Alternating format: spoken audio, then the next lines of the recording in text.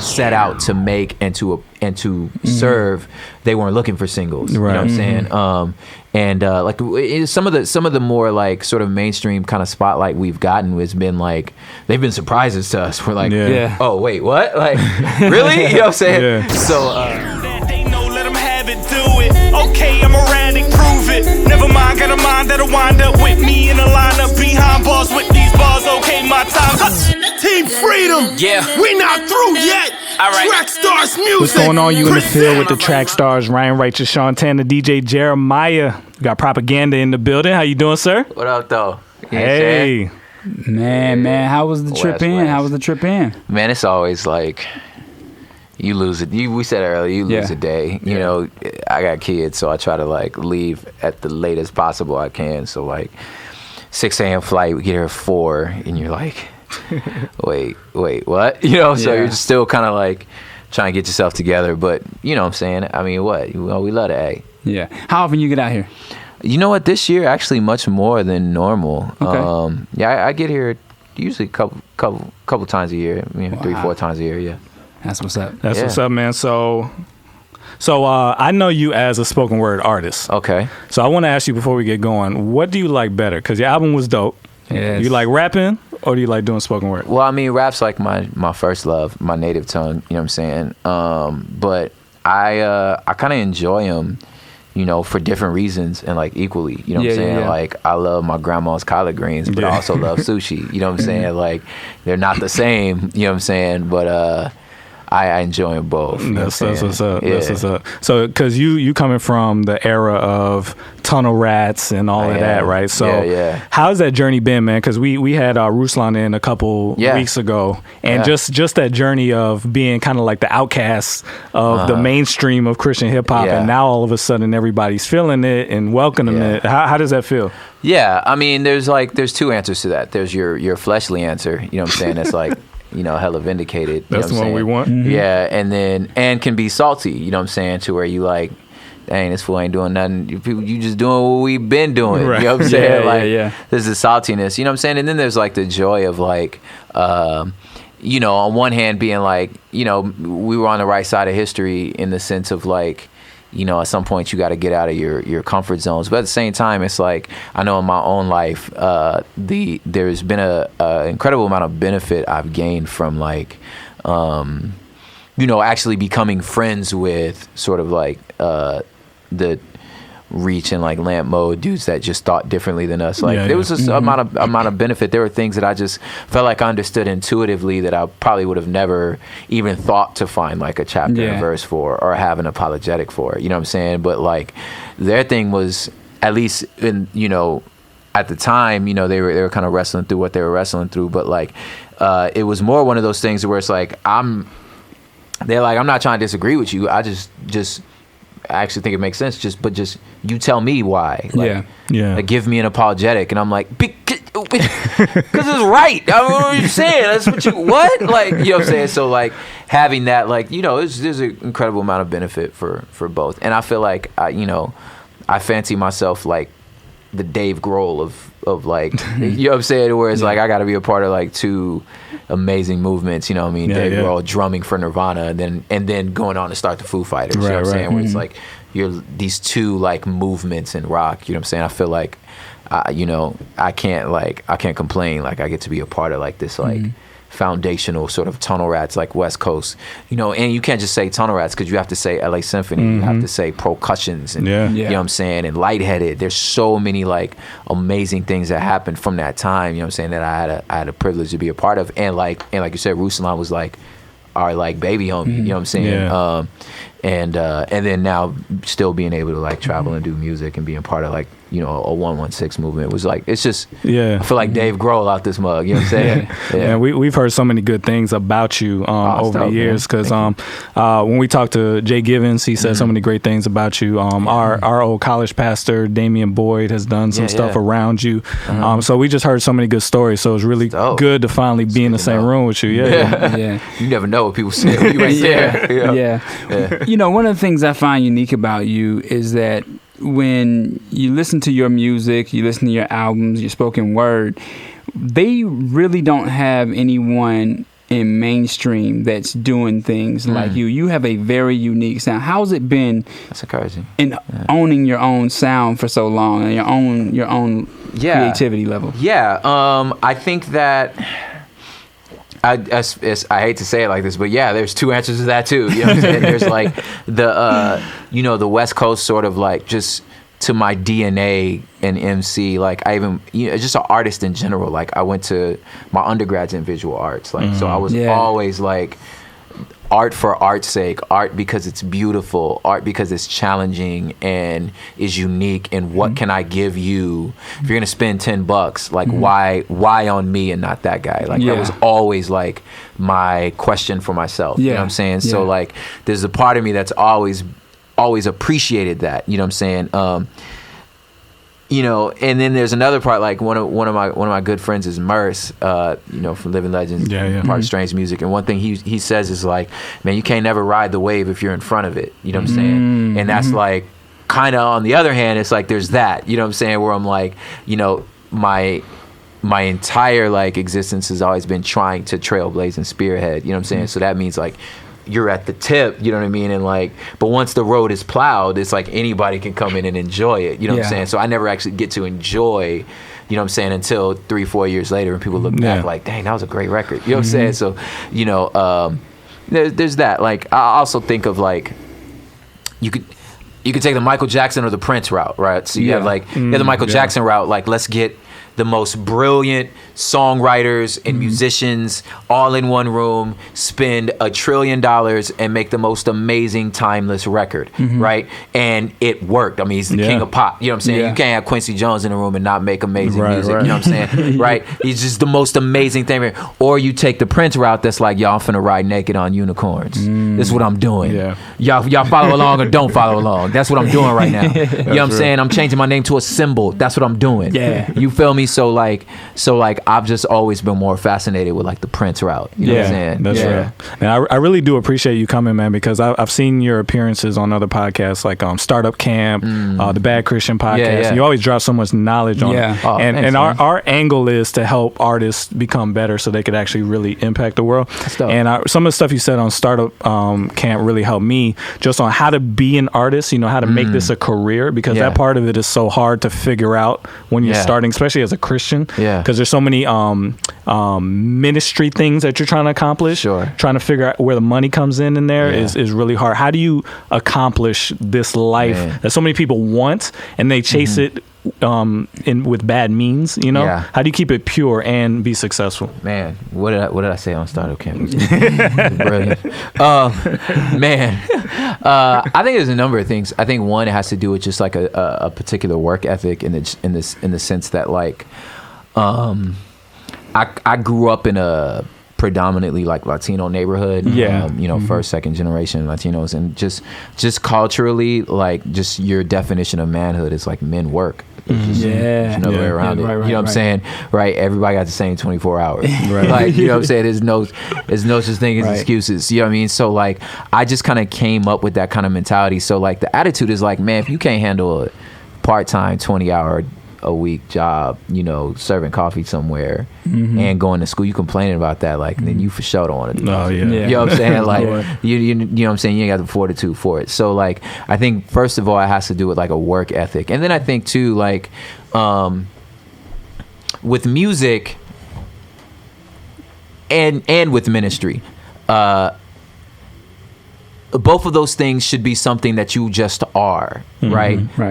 That if there was no money involved, you'd still somehow, because if the idea that like, rap or doing music is my ministry, that's to say that like, if you're not doing music, you're off the hook. And that's just not in the scriptures. You know what I'm saying? Like, we're all on the hook for, making much of the Savior. You know what I'm saying? Whether that's your vocation or not, we're all on the hook for that. You know what I'm saying? So your vocation should have, I don't want to say nothing to do with it, but it should be, your vocation is ancillary. You no matter what your vocation is, you're still on mission. You know what I'm saying? So there's that. And then with music, again, like I I liken it to like when we were a kid, we all rode skateboards. You know what I'm saying? Like nobody thought you were going pro, but that didn't stop you from riding a skateboard.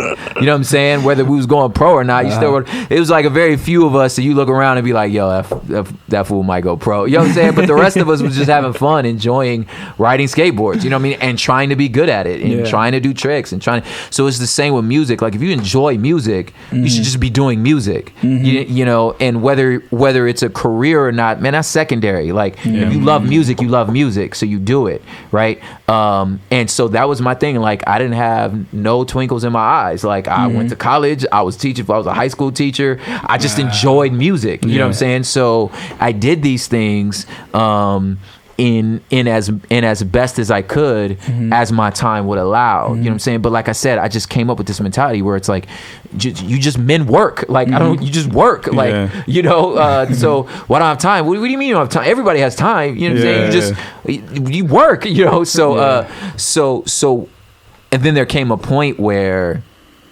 my music opportunities were almost getting in the way of my job. You know, so I had to make a decision at some point because I wasn't doing either of them well. You know, and if you're in that position, that feeling. You know, then I'm just not being a good steward. And now it is like has to do with my Christian understanding of work. And it's like you're not doing either of these well. You need to do something well. You know, so that and then it became that. So I just but if you so when you step into music, you already have the discipline of like I'm disciplined in my finances. I'm disciplined in my work day. Like, and there was one thing that like I always tell young artists. So I actually had a talk with John Gibbs about this, where I was like, you schedule your day. You do music, but you give yourself a 9 to 5. You get up at 7, set some coffee, you do your devotionals. Right. You're at your laptop by 8. You know what I'm saying? And then from 8 to 10 you do emails, and then from 10 to 12 you make phone calls, and then from 12 to 1 you do a lunch, and then from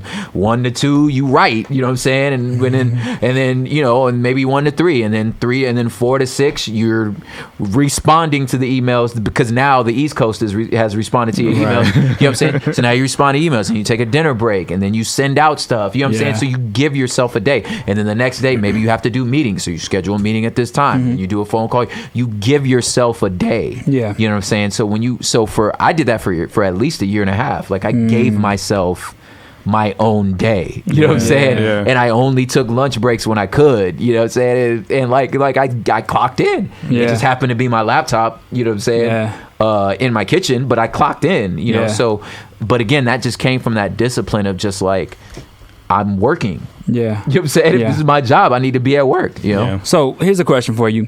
How does Propaganda challenge himself? Like, how do you challenge yourself to be better, to write better? Like I listen to interviews and you say you're always writing like 24 hours, even if you dropped a new album, the next week you're thinking about the next project and writing. How do you challenge yourself? For me, it has to be consumption of good art, you know, and good literature, and just kind of, if you consume and you're just not intimidated or like, you know, and a lot of times jealous of like what other people are doing, That's real. you know what I'm saying? That's real. Then you can be like, man, like it's a healthy thing where it's like, doc, I would have never thought of it that way. Or like, or just going back through things and like like not being afraid of like, I'll write, you know, 4 or 5 versions of something, you know what I'm saying? Just because I want to see if I can, you know what I'm saying? I mean, and sometimes it's like you hit gold and you're like, this is it.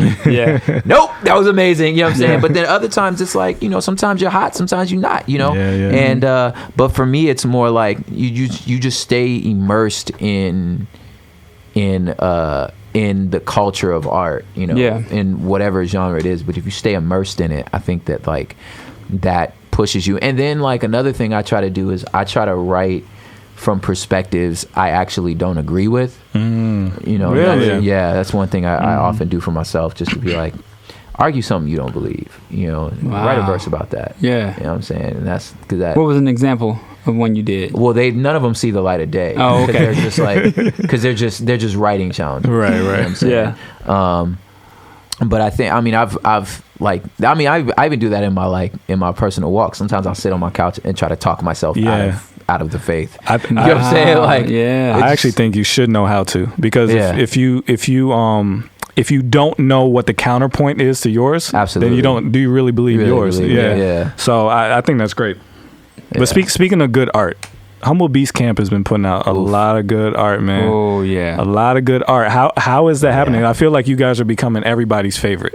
Man, that's how I host your mouth God's ears, boy. I think it has to do. A lot of it really has to do with Braille, Thomas and Braille. Yeah. Like, a lot of it really has to do with them and their just like meticulousness and just they're slave drivers when it comes to like brand. You know what I'm saying? Like, they're just, and I've known Thomas for 17, 18 years now. Wow. And he's kind of always been that, you know what I'm saying? Yeah. Where he's just very, very slow, very meticulous. Sometimes it's frustratingly slow, but it's because like, I know what I want to do. I know how I want to do it, And so a lot of it, like I said, like I have to give a testament to Thomas and Braille. Braille's very particular about sound, carving sound, and just like it for me, it's like it's ad nausea. Like we're recording stuff, and he's like, "Oh, wait a sec," and he wants to EQ the snare, and then all day he's EQing the snare, and I'm like,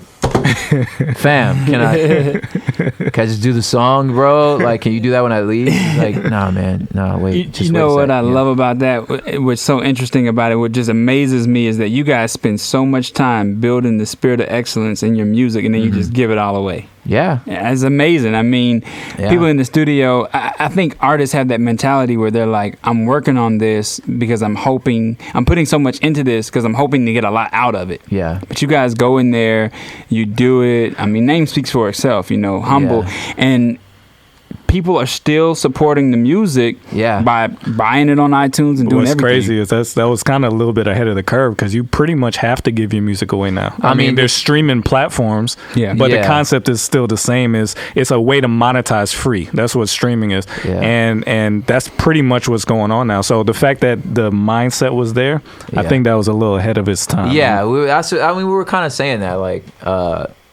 behind closed doors, kind of being like, yo, in 10 years, you're not gonna be able to sell a record. Yeah. So we need to figure out how to survive without having to sell a record. So that was really like a lot of the science. And then there's the philosophy of ministry, to where it's like what we have to say, the niche of our music, to where we know it's like, it's not a mainstream sound. So like, we're trying to remove whatever like hurdles, you know what I'm saying, to getting to what we knew we wanted to give to you.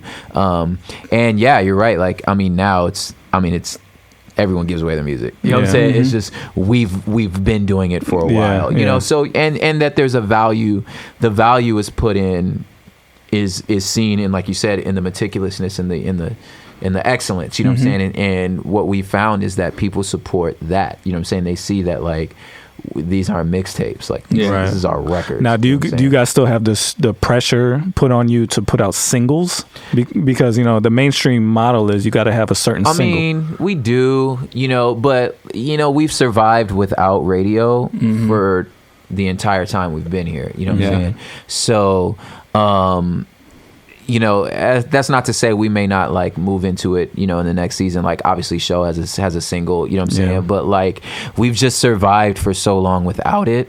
And again, like, the brand of hip hop we set out to make and to serve, they weren't looking for singles. Right. You know what I'm saying? Like, some of the more like sort of mainstream kind of spotlight we've gotten has been like, they've been surprises to us. We're like, oh wait, what? Like, really? You know what I'm saying? Yeah. So I don't necessarily think we feel the particular pressure, if you will, but like, it doesn't mean that we're not willing to try. You know what I'm saying? Right. And if something gets picked up, it gets picked up. But do you still have because I still see your mind working as far as like songs like The Board of Education, where it's like, this is definitely this is gonna perk somebody's ear up. Yeah, because that's a provocative phrase you use right there. Yeah. So I still think they have avenues to get out to the mainstream. Without going for a gimmick. Exactly. You know what I mean? Exactly. That's the mindset. It's like, at the end of the day, dude. Like, I found that like good music just rises to the top. Like, even like, I remember, there's times when I'm trying to like, you trying to hunt down features and get placements and stuff like that, and you break the bank trying to do those things, but at the end of the day, dog, a good song's a good song. Yeah. It doesn't matter who's on it. You know what I'm saying? So like that for me, that's been my lesson. You know what I'm saying? Like through the poetry and through some of the music, it's got me into a lot of rooms. And then just being from LA, like, you know, I'm in a lot of rooms with people that sell considerably more albums than I do. You know what I'm saying? And have, you know, way more clout and pull and popularity and stuff like that. And they actually like, they admire my work, you know what I'm saying? Because like they have their constraints because of their labels and stuff like that, but they like what I do, because I don't have those constraints, and I can say stuff like Dear Board of Education, you know what I'm saying? So then I'm going like, yo, when we go work there, you know what I'm saying? Like, yo, what's up, you know? But like I've just found that like, man, it's just at the end of the day, man, a good song's a good song. Yeah, you know. Is there a dream feature for you? Yeah, but like he's dead. You know what I'm saying? It would be like Dilla. You know what I'm saying? Like I want to do a song with Jay Dilla. You know what I'm saying? But I don't know, man. Kendrick, of course. You know what I'm saying? But Kendrick's like one of those like it's like, do you feature Eminem? Like, do you do a song with Eminem? Right. It's gonna kill you on your own song. Like, is that really smart? You know what I'm saying? But yeah, I find much more sort of joy again. But that's just me though. Like I found more joy in like, I'm like, I want to do a song with like Sigaros. You know what I'm saying? Like I'm trying to like, somebody call Radiohead. Like listen, we do a song with them. You know what I'm saying? Like, I'm over there. I see where you're going. That's good. Are you still held out of any doors yet? Is there still some places you're trying to go that people still don't get the sound yet? The sound? I guess so. I guess what I'm asking is because I see you guys rising in a certain way, but I wonder if on the front lines of what you do, is there still people that don't quite get it yet? Yeah. A lot of times it's more like it's the promoter, it's the it's the the program director for radio, you know what I'm saying? Like they have their, like there's been times where we've sat across the table and like the program director's like, no, you don't understand, you're my favorite artist. I just can't play your music. You know what I'm saying? It's just like it just doesn't match our programming, but you're my favorite. Yeah. You know, and I'm like, wait, what? It's like, no. That's frustrating. Yeah. And they're like, and we bang it in the office. Like we listen to your album in the office, but we just don't play it. Yeah. Does it have anything to do with the mention of God, or is it just the fact that it doesn't sound like something their audience would take on? Yeah, it's not so much. It's just my music is dense. Okay, that's the thing. Right. You know what I'm saying? It's very dense. You know, and like.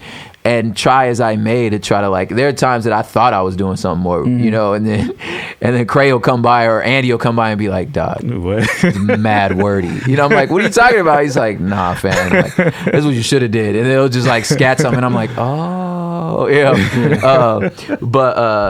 It's not so much the mention of God. It's more like, it's just dense. So is that what Kendrick represents, is somebody who can stay true to the denseness of their lyrics and still make it through? Absolutely. I think that's why people are. I think that's the esteem I'm seeing towards him. Is like, man, how do you get through with that? Doing that? Yeah. That's kind of like the like. You know, it's not shade or salty, but it's just like, dang. That's it. That's what everybody wants to be able to do. He's doing it. Like he's doing it, and he's like, and it's like that. I mean, it's one of those things where I'm like, fool. That's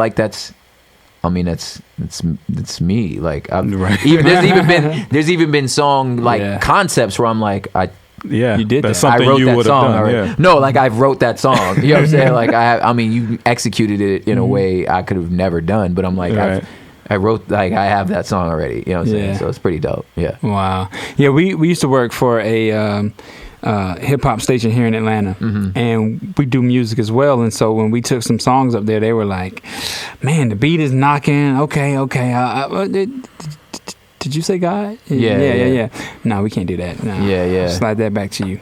So we just know that, you know, there are still gatekeepers that absolutely keep us out of the places. I think some of that's regional though. Yeah. Like, you know. Oh yeah. I didn't think about it that way. You know, like in LA, it's just.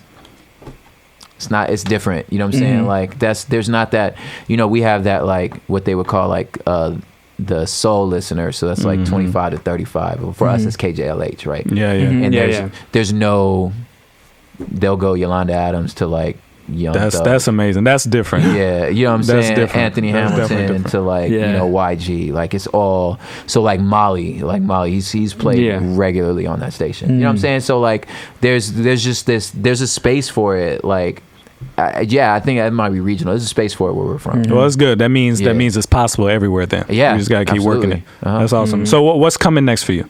Well, the Spotlight tour that we're doing right now, me and Show, which is what I'm in town for. So that's like super immediate, you know what I'm saying? Then I'm working on music, you know, pretty intensely. You know, when Show jumped on the label, just, you know, he was so far into the record that we just put out. It was like it's done. Like we might as well just he might as well just go first. You know what I'm saying? Awesome. So but that like kind of gave me a little pause, you know what I'm saying, to like, which was a great pause, so because I had a chance to like kind of go back and listen to songs I had already and just be like, you know, maybe I'll rework that. You know what I'm saying? So like, you know, in a good way, not in the sense that like, oh my gosh, Show's murdered me, I need to do this. But it was just like, it gives you a chance to like listen back and just be like, man, I bet you I could do this better. You know? Right. So I'm spoken word as well. So who's on that scene that we need to be looking out for? Oh, fam, man, my favorite is, I got a number of them. My favorite is a dude in San Diego called Rudy Francisco. Okay. There's Jasmine James. Okay. They're actually on tour together right now in the UK. This girl Nikki Black. This guy in the UK called his name's Shaka Campbell. Man, who else? Simply Cat. She's from Maryland. She lives in LA now though. She's from Maryland. These people are like, so when I talk about like keeping me sharp, I'm like, it's them. You know what I'm saying? Where I'm like, God, dog, these dudes just write so well. Well, right now, like I feel like who's got like the hottest pen right now is probably Rudy Francisco. Okay, all right, I'll check him out. All right, man. So again, thank you for coming through, man. Oh, man. We appreciate that. Make sure you, anytime you in town, man, just sit in, man. Like I don't know if you've seen much of our show, but we love having conversations on here, and I love the way you and the rest of the crew that you guys are attached to get into it on real issues on Twitter. Oh yeah, I think you would be perfect for it. So it's not a game. Hang with us anytime you're in town. Yeah, man. All right, man. So give them the Twitter, everything, so they keep up with you. That's it. This is easy. Yeah, man. Yo, man. You could just hit me at Prop Hip Hop. That's Prop Hip Hop. That's on Twitter and Instagram. Facebook's Propaganda. Like just, YouTube's Prop Hip Hop. Like it's all there. Just go to humblebeats.com. And give me, since you talked about literature, give me one book suggestion. Oh man. I'll tell you what I'm reading now. It's called Justice. It's by Michael Sandel. Okay. Yeah, it's pretty dense, but it's dope. It's dope. It's a good read. Yeah. Man, I appreciate you hanging out with us, man. It was awesome meeting you, man. All love. All right, let's get back into it. You in the field with the Trackstarz, Ryan Righteous, SEANTANA, DJ Jeremiah. Let go.